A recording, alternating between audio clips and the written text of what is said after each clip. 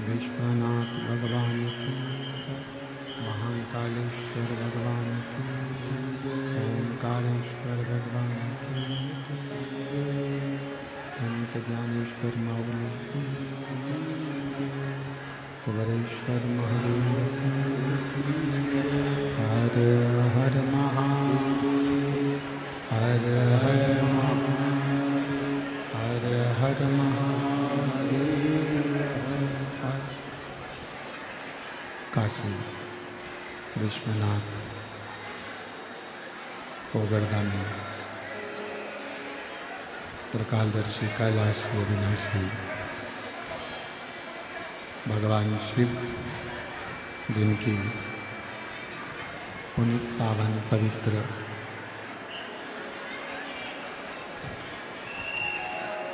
महापुराण की कथा बाबा देवाधिदेव महादेव की कृपा से, करुणा से श्रवण करने का सौभाग्य प्राप्त हुआ है। भगवान देवाधिदेव महादेव भगवान शिव, जिनकी अनुपम कृपा, करुणा, दया आप और हम पर हुई है।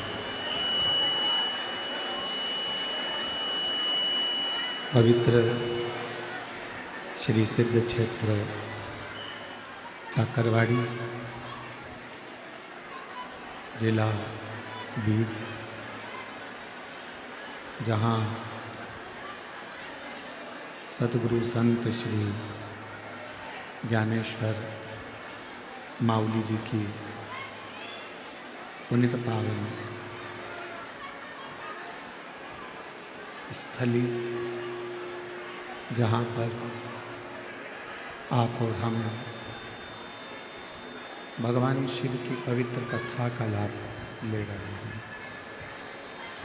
मुख्य यजमान के रूप में विराजमान श्री महादेव महाराज जी, श्री नारायण महाराज जी एवं उनका पूरा परिकर क्षेत्र, जो इस पवित्र कथा का लाभ ले रहे हैं। और तेरी कृपा बिना न हिले एक भी लेते श्वास, तेरी कृपा से बखान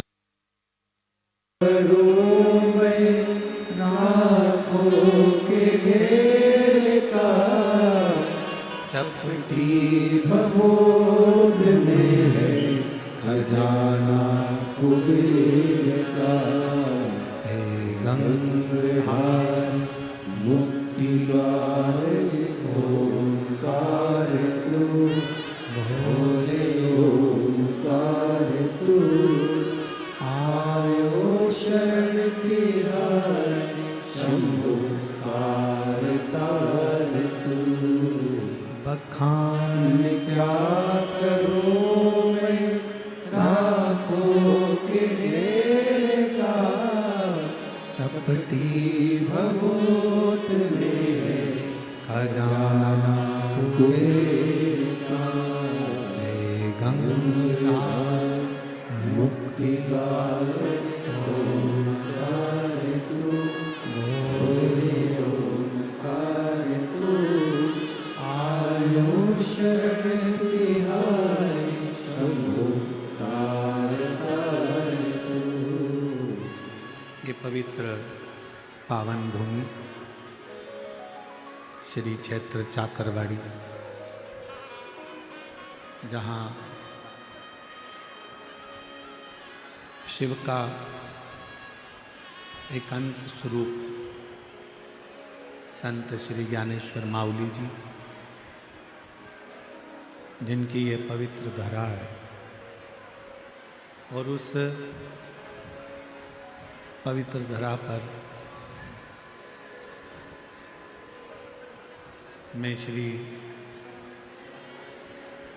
महादेव महाराज जी को धन्यवाद दूं कि उन्होंने इस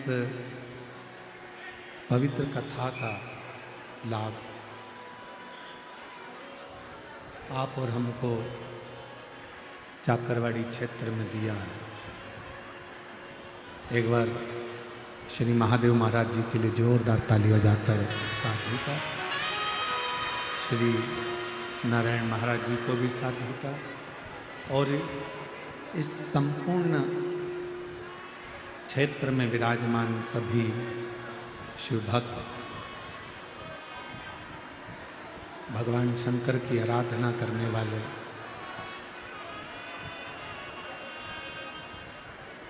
सभी शिव भक्तों को बहुत बहुत साधु का।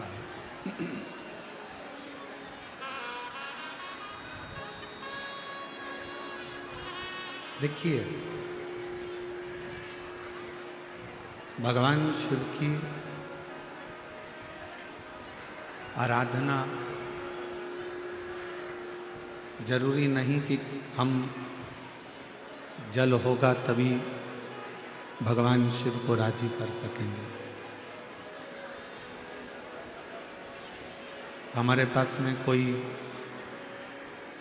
बेलपत्र होगी तो यह हम भगवान शंकर को राजी कर सकेंगे। हमारे पास में कोई पुष्प होगा तो हम भगवान शिव को राजी कर सकेंगे। शिव महापुराण की कथा कहती है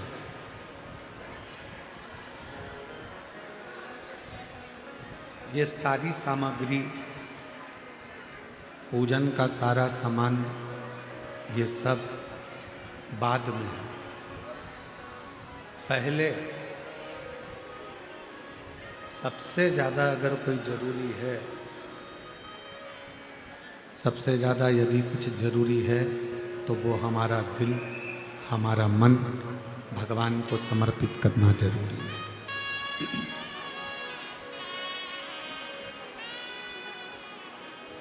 हमने भगवान शिव को, भगवान शंकर को एक लोटा जल चढ़ाया और मालूम पड़े हमारा दिल, हमारा मन वहाँ है ही नहीं, तो फिर जल चढ़ाना कैसे सार्थक हो?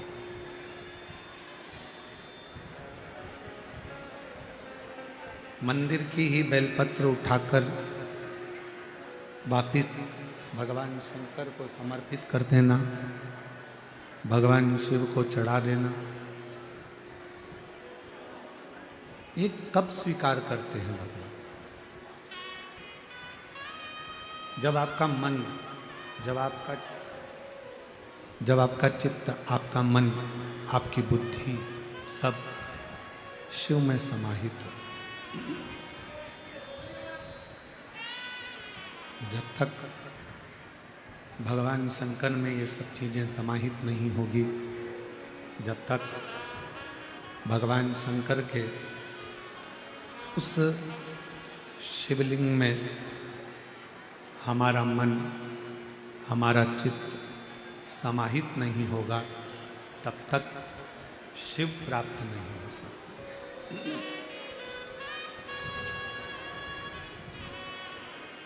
भगवान शंकर की प्राप्ति का केंद्र बिंदु है हमारा दिल, हमारा मन, हमारा चित्त।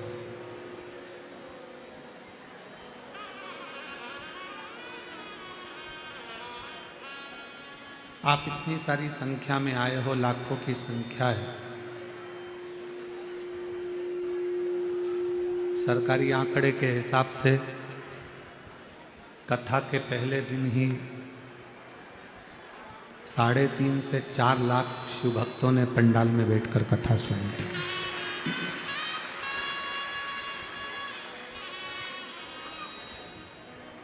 और मैं महादेव महाराज जी को इस चीज़ के लिए धन्यवाद देना चाहूँगा कि 4.5 लाख लोगों ने पहले दिन शिव पुराण सुनी और लगभग 2 से 2.5 लाख शिव भक्तों ने चाकरवाड़ी की भोजनशाला में भोजन ग्रहण किया।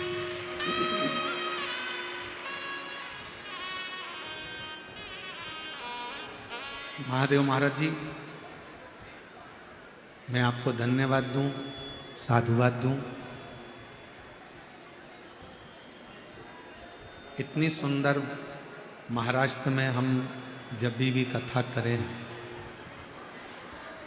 और एक कथा नहीं कई कथा महाराष्ट्र के मराठवाड़ा में, विदर्भ में सभी दूर हुई।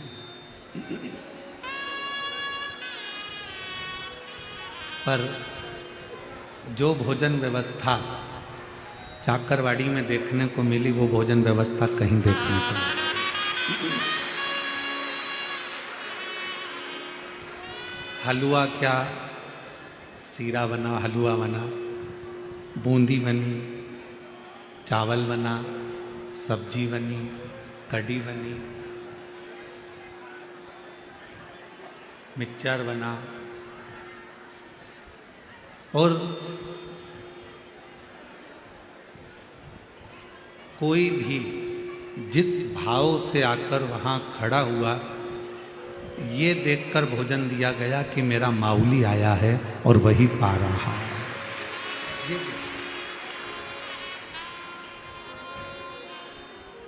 मैं इस पवित्र शिव महापुराण की कथा में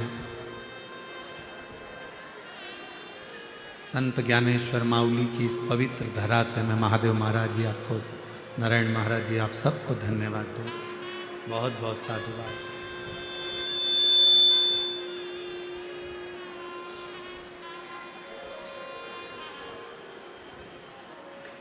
केवल भोजन बना लेना एक अलग विषय है, भोजन कर लेना एक अलग विषय है, पर उस भोजन को दिल से बनवाना और दिल से करना। जब भोजन दिल से बनता है तो लोग दिल से पाते हैं, और दिल से पाते हैं तो दिल से दुआ देकर भी जाते हैं कि बाबा ऐसी कृपा सदा बना कर। और तेरी कृपा बिना ना हिले एक भी अणु, लेते श्वास तेरी कृपा से बखान क्या करूं मैं रातों के ढेर का, चपटी भगोत में है खजाना कुबेर का। हे गंगाधार मुक्ति द्वार ओंकार तू, भोले ओंकार तू, आयो शरण की आई शंभु तार तार तू। और ये गूंज कम कर दो थोड़ी सी। ये जो भी कृपा होती है, ये जो भी करुणा है, ये जो भी दया है, जो भी कृपा है, ये एक जन्म की नहीं होती।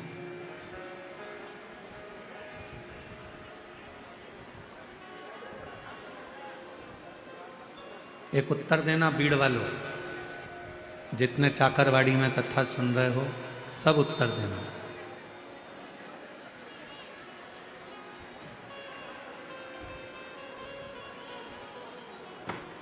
आपको निमंत्रण तब तक दिया जाता है जब तक आप मनुष्य की देह में हो, मानव के शरीर में हो।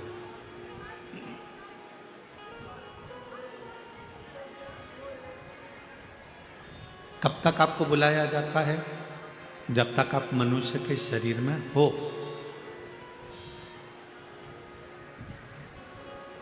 मानव बनकर जन्मे तो तुमको लोगों ने निमंत्रण भी दिया, कथा में आना, कथा सुनना, कथा में आना, बैठना, कथा श्रवण करना, आना, पधारना। ये कुछ भी नहीं चल रहा है मुझे लग रहा। पधारना, आना, कथा में पहुंचना, ये निमंत्रण कब तक दिया जाता है? निमंत्रण कब तक देते हैं?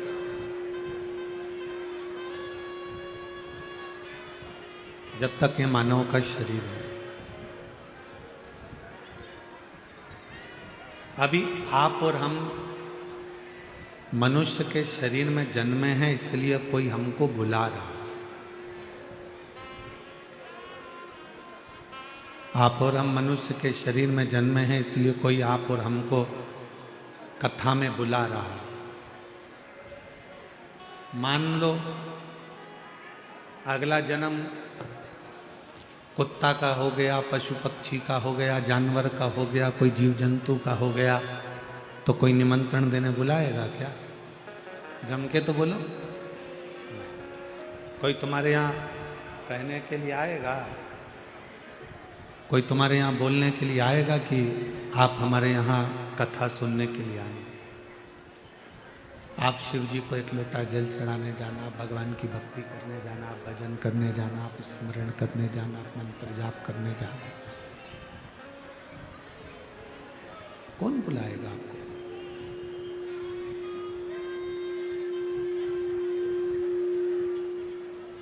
मनुष्य का शरीर मिला, मानव का शरीर प्राप्त हुआ, मानव का शरीर मिला तो कोई ने आपको निमंत्रण भी दिया। मानव का शरीर मिला तो आप लोगों को बुलाया भी गया कि कथा सुनो, सत्संग सुनो, मंदिर जाओ, देवालय जाओ, शिवालय जाओ, एक लोटा जल समर्पित करो। अगला जन्म मिलना क्या मिलेगा, कैसा मिलेगा, ये किसी को नहीं। और फिर अगले जन्म में कोई तुमको बुलाएगा कि नहीं बुलाएगा, अगले जन्म में कोई तुम्हें निमंत्रण देगा कि नहीं देगा, ये किसको मालूम? कौन को मालूम?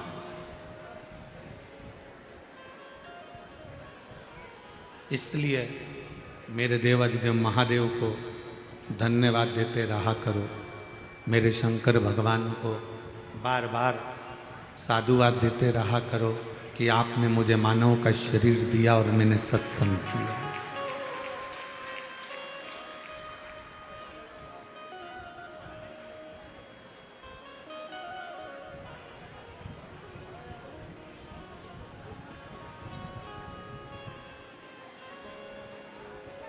ये बड़ी मुश्किल से मिला।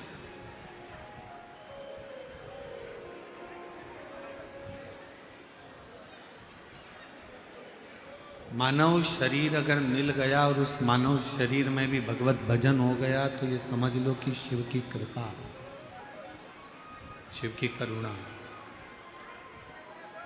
और तेरी कृपा बिना न हिले एक भी अणु, लेते हैं श्वास तेरी कृपा से तनु तनु।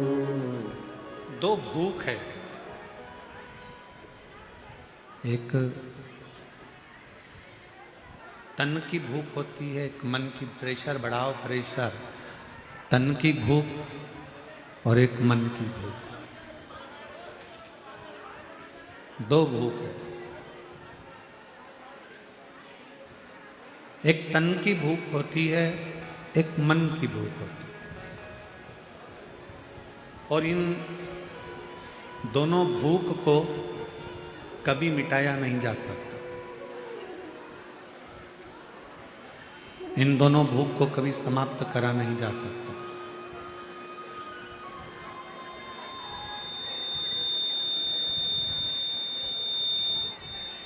ना ही तन की भूख, बाहर की आवाज तो अंदर आ रही है पर अंदर की आवाज बाहर अंदर नहीं आ रही है। तन की भूख और मन की भूख, ये दो भूख है। और इन दोनों भूख को कभी समाप्त नहीं करा जा सकता। ना ये तन की भूख समाप्त होती है, ना मन की भूख समाप्त होती है। फिर शिव महापुराण की कथा कहती है कि इन दोनों भूखों के समाप्त नहीं होती तो फिर करा क्या जाए?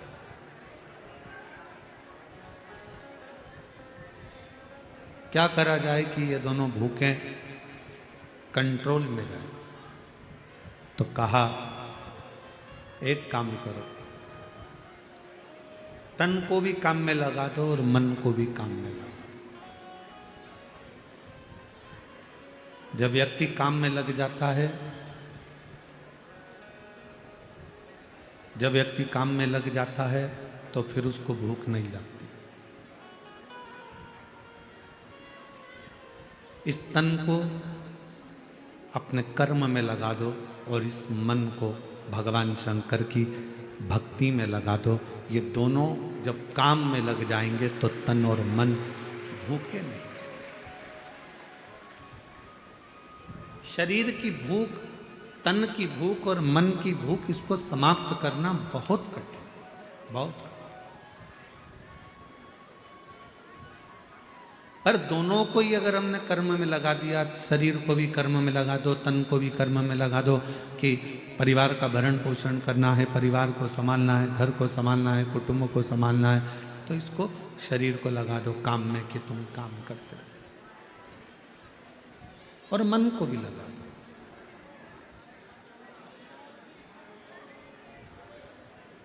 ग्यारह इंद्रियों में सबसे ज्यादा कठिन, चंचल अगर कुछ है तो वो हमारा मन है। 5 कर्मेंद्री, 5 ज्ञानेंद्री, और इन इंद्रियों पर भी सबसे ज्यादा भारी पड़ जाता है तो वो मन है। एक मन 10 इंद्रियों पर भारी पड़ता है।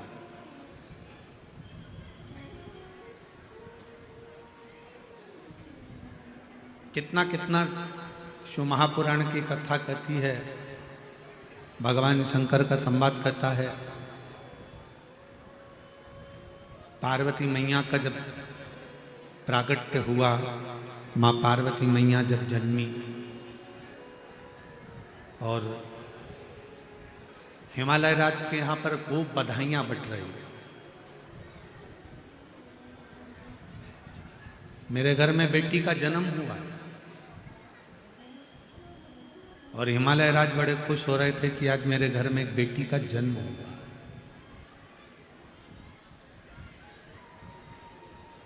और खुशी मनाओ कि हमारे घर में बेटी का जन्म हुआ है। बेटा एक कुल को तारता है और बेटी 2 कुल को तार देती है। प्रसन्नता मनाओ, मना नहीं। इस चित्त को, इस मन को, एक बड़ा सुंदर संवाद है कि हमने अपने जीवन को, हमने अपनी उम्र को, हमने अपने भजन में इस मन को कितना लगाया, हमने कितना इस चित्त को लगाया, हमने कितना इस मन को लगाया। एक गुरुजी एक जजमान के घर आए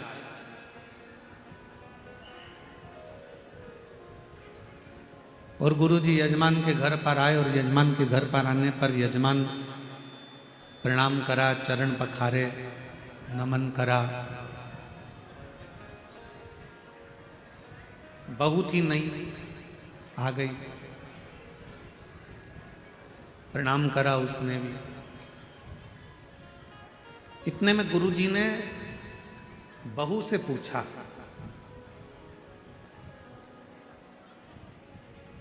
बेटा तुम्हारी सास की उम्र कितनी है? बहू ने बताया 35 साल। 35 मेरी सास की उम्र है। तुम्हारे ससुर की उम्र कितनी है? कहा 25 साल। फिर गुरुजी ने पूछा, बेटा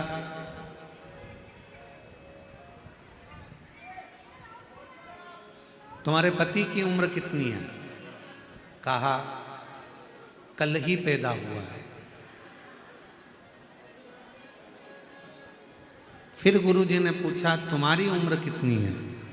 कहा 48, 48 वर्ष। सास को गुस्सा आ गया, खड़ी हो गई। क्यों गुरुजी, मैं तुम्हें क्या 35 साल की दिख रही हूं? इसका ससुर क्या 25 साल का दिख रहा है? इसका पति कल पैदा हुआ तो शादी किसके साथ हुई? मेरी बहू सब झूठ बोल रही है, केवल इसने अपनी उम्र सही बताई है, बाकी के सब की उम्र झूठी बताई है। गुरुजी ने कहा, माँ आप नाराज मत हो, मैंने आपकी बहू से उम्र नहीं पूछा, मैंने आपकी बहू से ओरिजिनल उम्र पूछी है।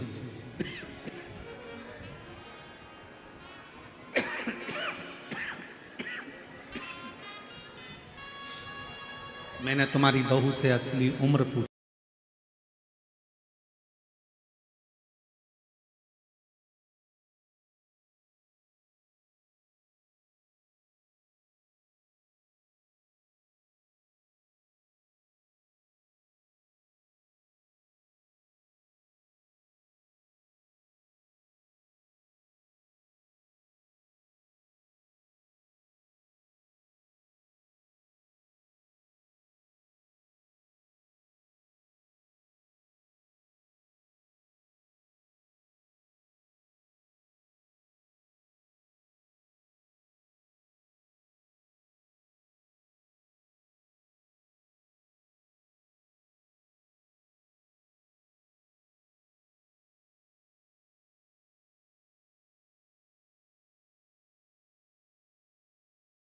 वो 48 साल की हो गई, 48 वर्ष की उम्र उसकी, ठीक है। और पति से रोज कहती थी, चलो सियोर वाला महाराज आया है, कथा चल रही है चाकरवाड़ी में। इतने दिन से नहीं गया, बस कल से ही उसने जाना चालू करा, मतलब कल ही वो पैदा हुआ है। उसका सही जीवन तो कल से ही चालू। आप में से कई माताएं, कई भाई, कई बहनें, कई मेरी जीजियां, कई मेरे जीजा, कई मेरी बेटियां, कई मेरे बेटा, आप में से भी ऐसे होंगे जो पहले दिन आए होंगे, या कल पहली बार आए होंगे, या आज पहली बार आए होंगे, जो कल और आज पहली बार कथा सुन रहे हैं या पंडाल में आए हैं। आप सबको हैप्पी बर्थडे टू यू। आप सबको जन्मदिन की बधाई हो। क्यों? क्योंकि हमारी सही उम्र तो वही है जो हमने शंकर भगवान को दे दी, बाकी की उम्र तो हमारी जो हमने निकाल दी। हमने बाकी की जो उम्र निकाली है, हमारी उम्र जो व्यर्थ गई है नातों में, रिश्तों में, कुटुंब में, कबीले में, परिवार में, यहाँ वहाँ ना जाने कहाँ कहाँ हमने जो उम्र को निकाल दिया, वो हमारी उम्र बेकार।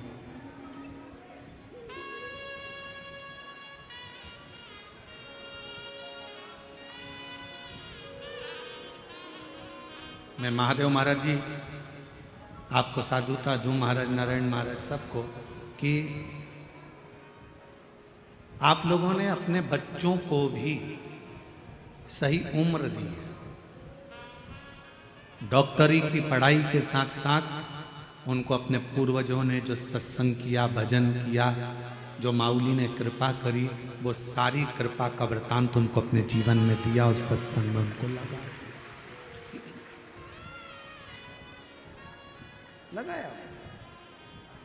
कितना मुश्किल है ये मानव जीवन को सत्संग में लगाना, कितना कठिन है ये मनुष्य शरीर को परमात्मा तक लेकर जाना, कितना कठिन।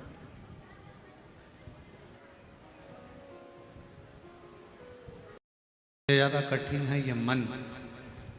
इसको लगाओ सत्संग में, भजन में, चले जाता है भोजन में।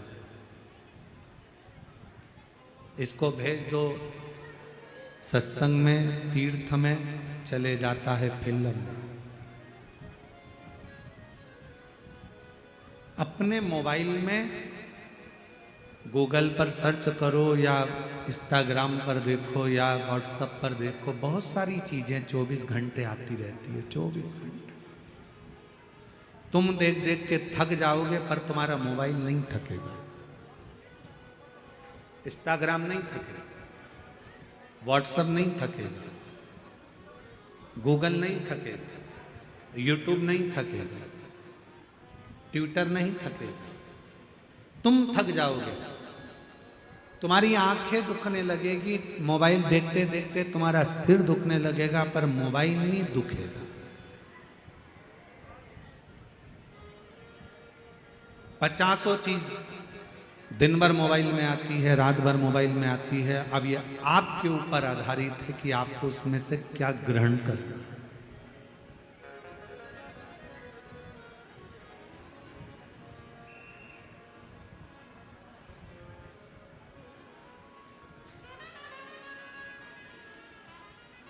आज हम एक बात कहना जा रहे हैं, परंतु हो सकता है कि बहुत सारे लोगों को इस चीज से काली मिर्ची लग जाए।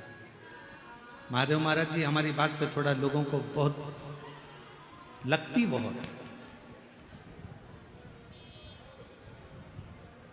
हो सकता है कि कई लोगों को ये बात लग जाए।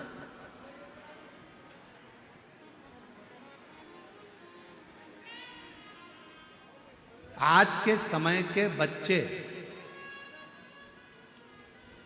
आपकी बिल्कुल नहीं सुनते।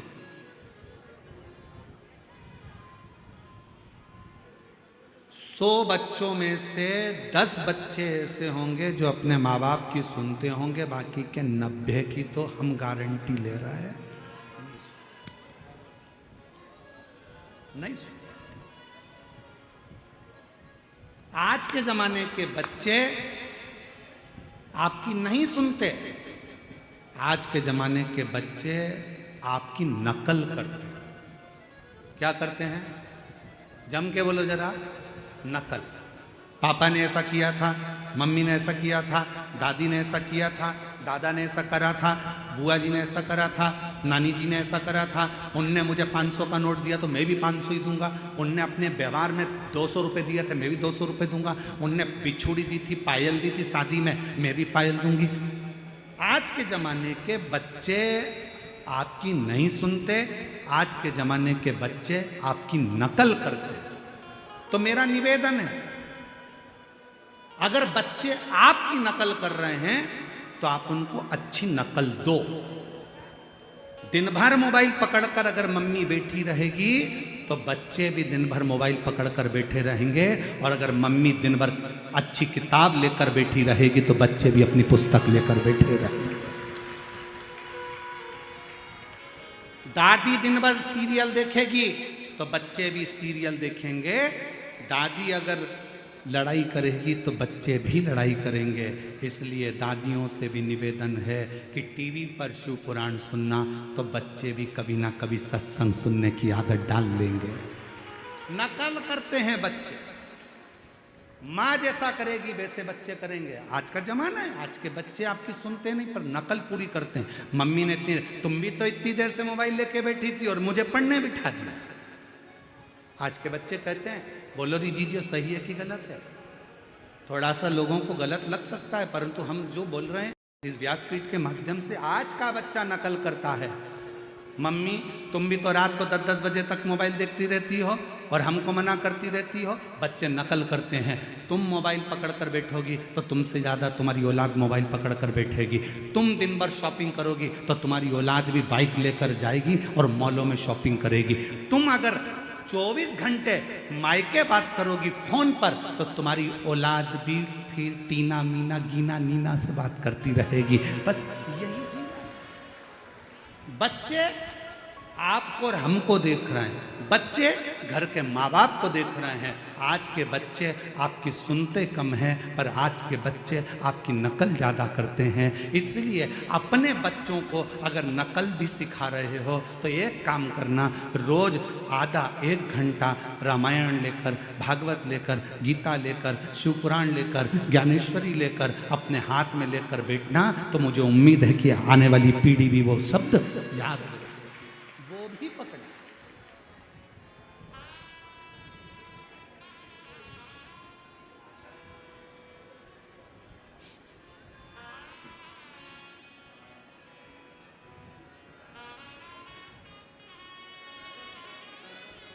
हम क्या दे रहे हैं?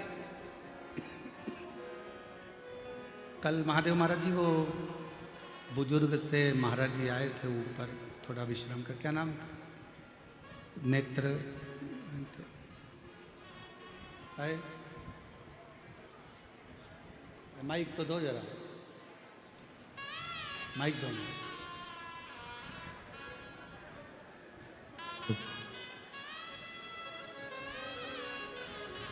कौन से महाराज जी थे महाराज जी? मुकुंद काका जाट देवळेकर. है? आवाज- मुकुंद काका जाट देवळेकर. मुकुंद महाराज जी, प्रणाम बेटिए। कल उनको दर्शन हमने किए मुकुंद महाराज जी के। उनके सुपुत्र भी कीर्तनकार, सुपुत्र के सुपुत्र भी भगवत भजन।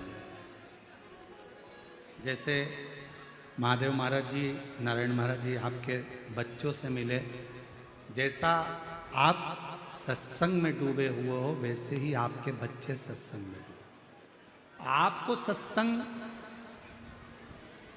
महादेव महाराज जी आप लोगों, नारायण महाराज जी आपको सत्संग आपके पिता से प्राप्त हो, पिता को सत्संग उनके गुरु और पिता से प्राप्त हो, और वो जो आपने आपके पिता से सीखा वो आपने अपने बच्चों को दिया, और बच्चे भी आने वाली पीढ़ी को देकर जाएंगे। ये निश्चय, ये खुशी है, ये प्रसन्नता है।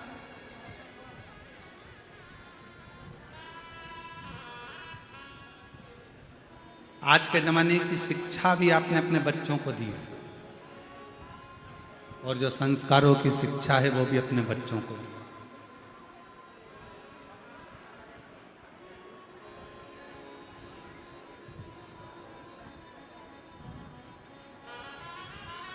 नकल करते हैं बच्चे, माँ को देखेंगे, पिता को देखेंगे, घर के बड़ों को देखेंगे, बुजुर्गों को देखेंगे तो उनको देख के नकल करेंगे।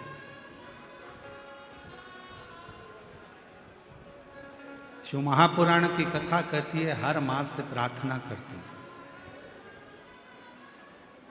इस व्यासपीठ के माध्यम से चाकरबाड़ी की इस पवित्र भूमि से, बीड़ जिले से हम आपसे निवेदन करते हैं कि आप अपने घर में कम से कम आधा घंटा, 1 घंटा किताब लेकर बैठो मेरी जीजियों। जब आप कोई पुराण, कोई किताब, कोई अच्छी पढ़ने की पुस्तक, हम मना नहीं कर रहे, हम ये भी नहीं कर रहे कि तुम इनको लेकर बैठो कि गीता ले कि शुभ, अच्छी पढ़ने की किताबें अगर आप लेकर बैठोगी, मोबाइल को थोड़ा साइड में रख दोगी, तो तुम्हारे बच्चे भी ये सोचेंगे मम्मी भी शादी के इतने साल के बाद भी पढ़ाई कर रही है तो मैं भी थोड़ा पढ़ाई कर लूं, बच्चों को थोड़ा सीख थोड़ी सी। गायत्री परिवार वाले कहते हैं हम सुधरेंगे युग सुधरेगा, यही बोलते हैं। जम के बोलो, क्या बोलते हैं? हम सुधरेंगे युग सुधरेगा, हम बदलेंगे युग बदलेगा। बदलना किसको है? पहले अपने आप, हमको स्वयं।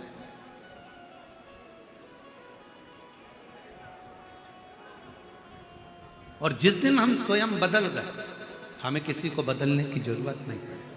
आज का जमाना बड़ा विचित्र है। एक सास बहू के आते से ये सोच लेती है कि मैं भी कोल्हापुर की रहने वाली हूं, अच्छे अच्छे को बदल देती हूं। मैं भी वाशिम की रहने वाली हूं, मैं भी मालेगांव की हूं। ये कल की बहू मुझे बदलेगी, मैं इसको बदल दूंगी। और बहू जब तुम्हारे यहां विवाह कर कर आती है तो वो भी कह देती है मैं भी अमरावती की हूं, ये आई मुझे बदलने वाली, मैं इसको बदल दूंगी। बेटा बाप को बदलने में लगा है, बाप बेटे को बदलने में लगा है, बहू सास को बदलने में लगी है, सास बहू को बदलने में लगी है, बहन भाई को बदलने में लगी है, भाई बहन को बदलने में लगा है, ननन भाभी को बदलने में लगी है, भाभी ननन को बदलने में लगी है। मेरा निवेदन है आप किसी को मत बदलो, अपने आप को बदल लो, पूरा घर बदल जाएगा। आप स्वयं भी तो बदलो, आप स्वयं भी तो बदलो अपने आप को।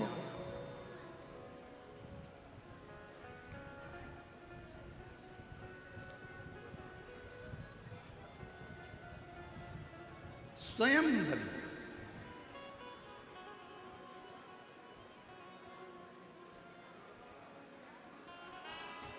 वो कहते हैं ना कि साहिब मेरा सिर खड़ा, साहिब मेरा सिर खड़ा, पलक पलक सुधिले,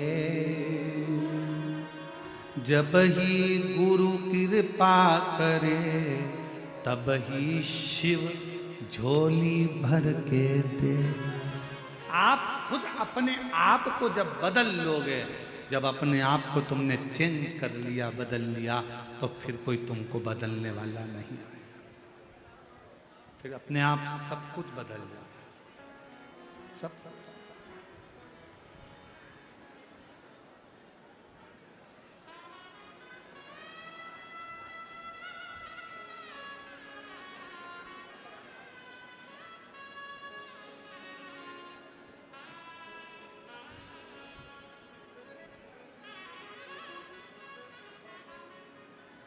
शिव महापुराण की कथा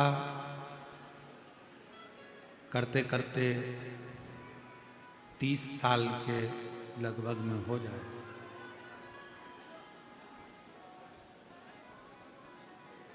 इन 30 साल के अंदर हमने अपनी व्यासपीठ से कभी ये नहीं कहा कि आप अपने रिश्तेदारों को या अपने कुटुंब वालों को या परिवार वालों को कथा में लेकर आओ, कभी नहीं बोला। इन 30 साल में आपसे केवल इतना जरूर कहा कि आप कथा तक आओ। जब आप कथा तक आओगे, एक ना एक दिन ऐसा आएगा कि अपन अगर सुधर गए, अपन शिव तक जाना चालू कर दिए, तो एक दिन पूरा मोहल्ला, पूरा गांव, पूरा घर, सब शंकर के मंदिर जाना चालू।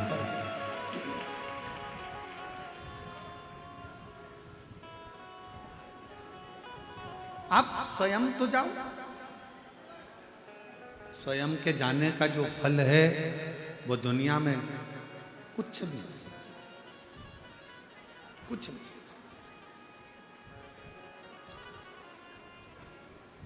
और मत बुरे कर्म कर बंदे, वरना पछताएगा। भगवान की आंखों से तू बच नहीं पाएगा, तू बच नहीं पाएगा। अरे ओ अज्ञानी मत करना दानी, अरे ओ अज्ञानी मत करना दानी। तेरे कर्म का फल भी तू ही पाएगा, जैसा किया तूने तेरे आगे आएगा। मत बुरे कर्म कर बंदे, वरना पछताएगा। भगवान की आंखों से तू बच नहीं पाएगा, तू बच नहीं पाएगा। हम स्वयं को सुधार लें।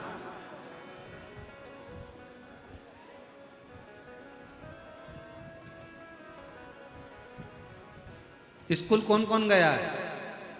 हाथ उठाओ। अरे उठाओ तो, सभी गए होंगे, हम भी गए, उठा लिया, कर लो।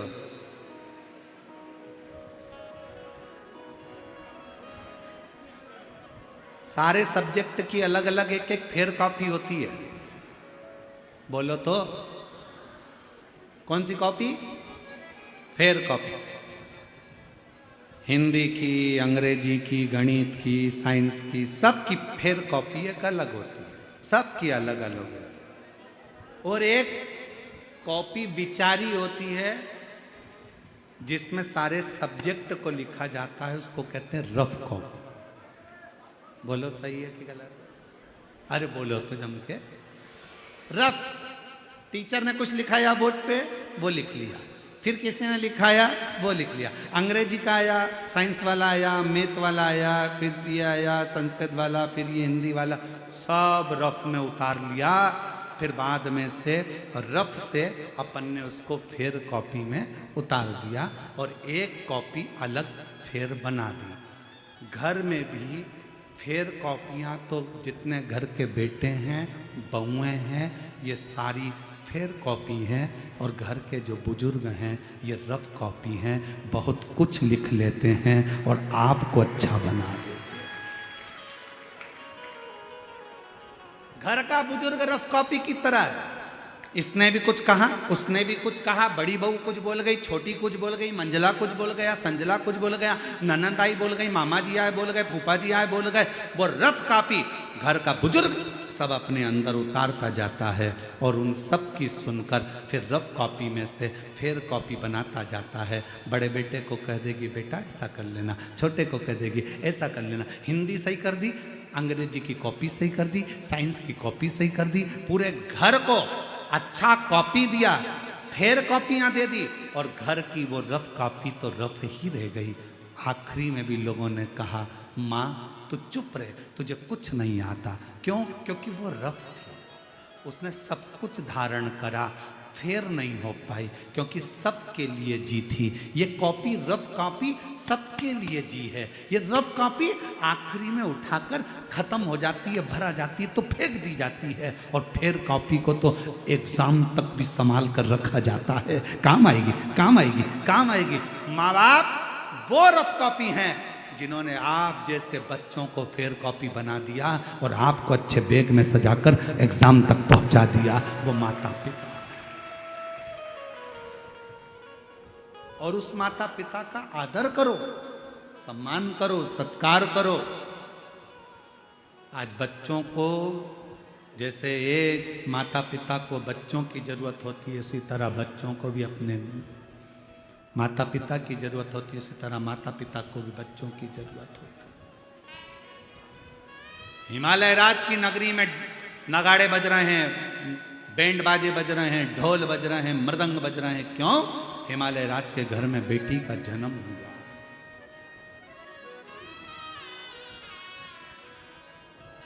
बेटी का जन्म, और कितना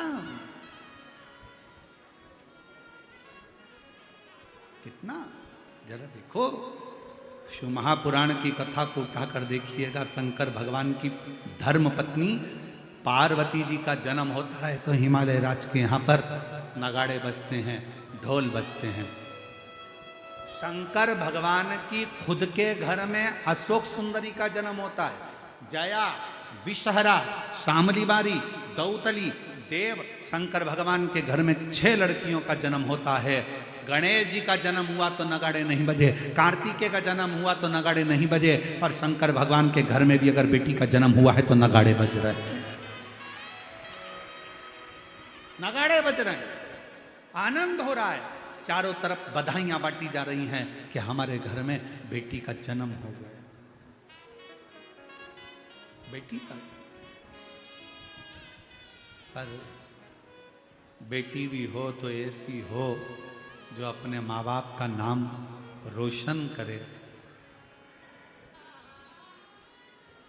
आज के जमाने में एक बेटी ने इंदौर में ऐसा काम कर दिया कि पूरा मीडिया हिलकर रह गया। आप सबको मालूम होगा वो राजा की कथा कि क्या उत्पात मचाया। ऐसी बेटी ना, ऐसी बेटी। पार्वती माता का जन्म हुआ, हिमालय राज की नगरी आनंदित हो गई। आनंदित, पूरी हिमालय राज आज गौरवान्वितता महसूस कर रहे हैं।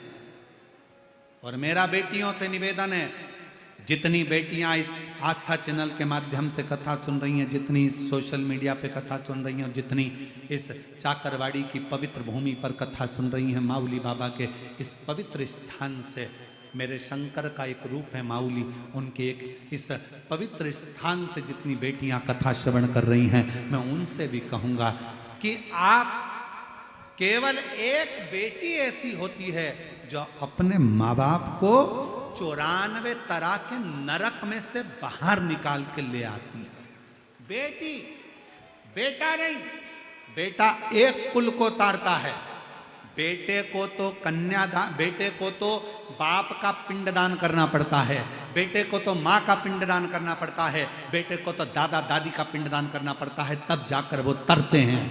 पर बेटी को पिंडदान की भी जरूरत नहीं पड़ती जब माँ बाप अपनी बेटी का कन्यादान करते हैं। कन्यादान के समय पर माँ बाप 94 तरह के नरकों से छूट जाते हैं, 94 तरह के नरक से छूट जाते हैं। बेटी बेटी होती है।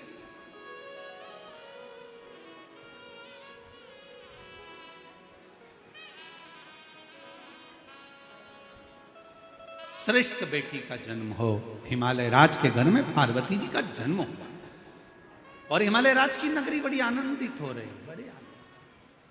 और महाराज वो कहते हैं ना, चौक पुराओ माटी रंगाओ, आज मेरे घर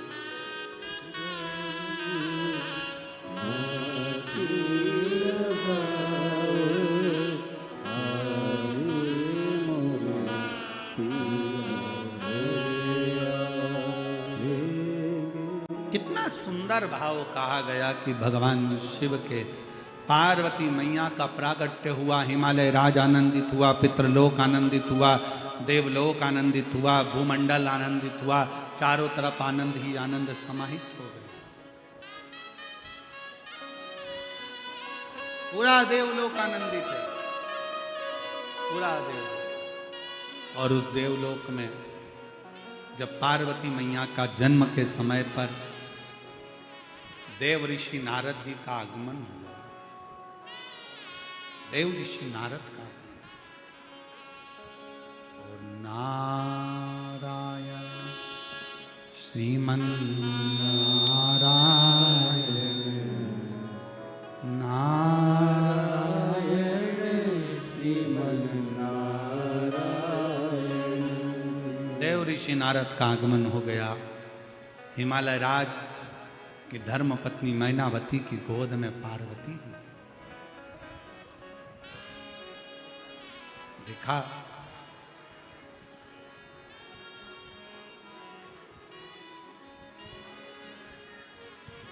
गोदी में पार्वती।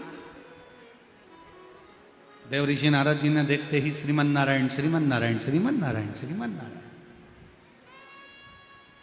बहुत ठाका लगाए नारद जी महाराज, खूब तेज हंसे, बहुत तेज। नारायण श्रीमन नारायण श्रीमन नारायण, खूब हंसे। हिमालय राज ने हाथ जोड़कर प्रार्थना कर कर अंदर प्रवेश दिया। भीतर प्रवेश। शिव महापुराण की कथा कहती है, जो महाकाल के दरवाजे पर जाता है वो भाग्यशाली कहलाता है। जो महाकाल के दरवाजे पर जाता है वो भाग्यशाली कहलाता है, और जो घर पर बैठकर महाकाल को याद कर लेता है वो सौभाग्यशाली कहलाता है। जो महाकाल के दरवाजे जाता है वो भाग्यशाली कहलाता है, और जो घर बैठकर मेरे काल अधिपति महाकाल को याद कर लेता है वो सौभाग्यशाली कहलाता है कि मैंने आज मेरे बाबा को अपने घर तक बुला लिया है। घर तक।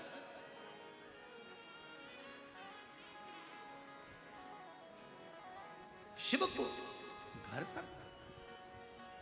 देवऋषि नारद ठाका लगाकर हंस दिए, और जो देवऋषि नारद ठाका लगाकर हंसे तो हिमालय राज ने पूछा है, एक संत साधु तपस्वी गुरु साधक उपासक इतना ठाका लगाकर हंसे तो सोचना पड़ता है कि इतना बड़ा महाराज, इतना बड़ा संत, इतना बड़ा सन्यासी, इतना बड़ा तपस्वी साधक उपासक इतनी तेज हंसता नहीं है, इतना तेज ठाका लगाकर हंसता नहीं, पर आप हंस रहे हो इतना तेज, क्या बात है?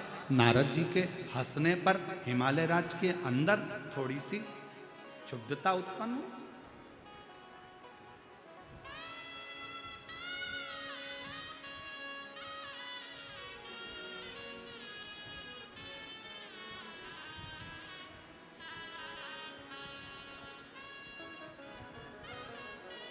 एक निवेदन है आप सबसे, जो लोग भी शिव महापुराण की कथा में चाकरवाड़ी आ रहे हैं उनसे प्रार्थना करूंगा कि जल वृष्टि हो रही है तो अपने साथ में छाता या पॉलीथीन पन्नी अवश्य लेकर, कोई भी गीला ना हो।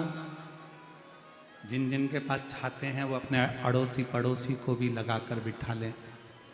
आप लोगों के भक्ति को मैं महादेव महाराज इन शिव भक्तों की भक्ति को नमन करता हूं कि इतना पानी गिरने पर भी लोग छाता लगा लगा कर कथा को सुन रहे हैं। ये भक्ति है, ये अविरल भक्ति है।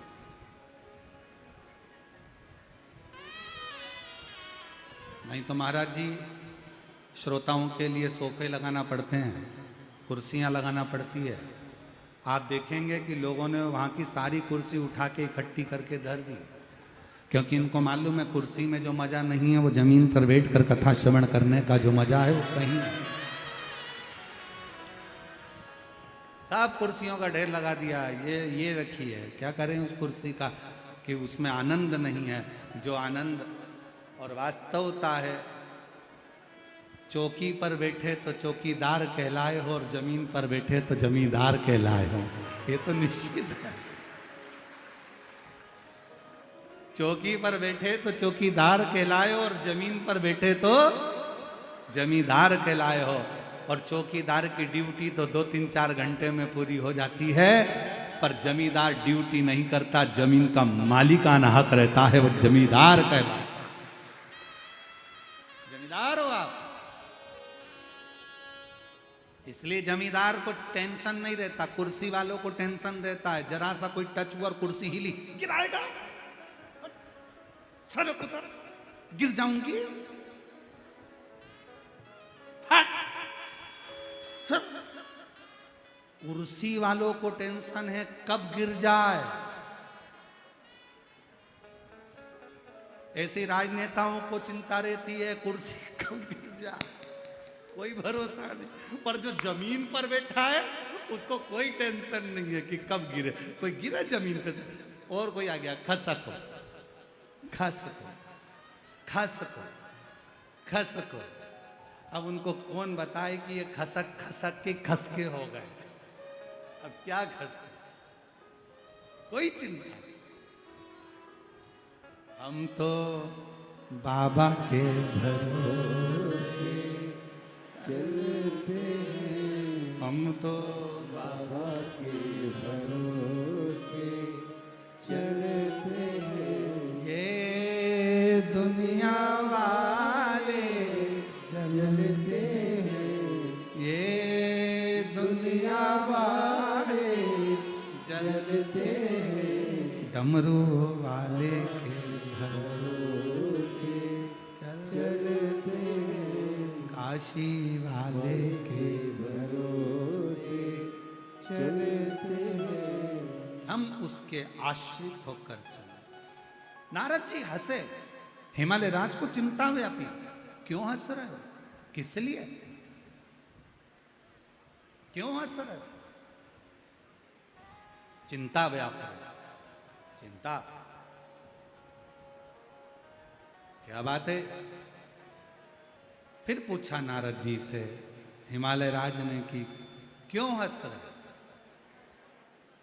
देव ऋषि नारद ने पार्वती मैया का स्वरूप देखकर कह दिया, मुझे हंसी इस बात की आ रही है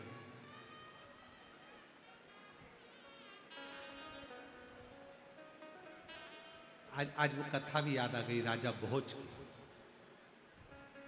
कभी आप लोगों ने पढ़ी होगी राजा भोज की कथा। एक राजा भोज हुए जिनके राजा भोज जब स्नान कर रहे थे, नहा रहे थे, तो उनकी पत्नी उनके ऊपर पानी डाल डालकर नहला रही थी।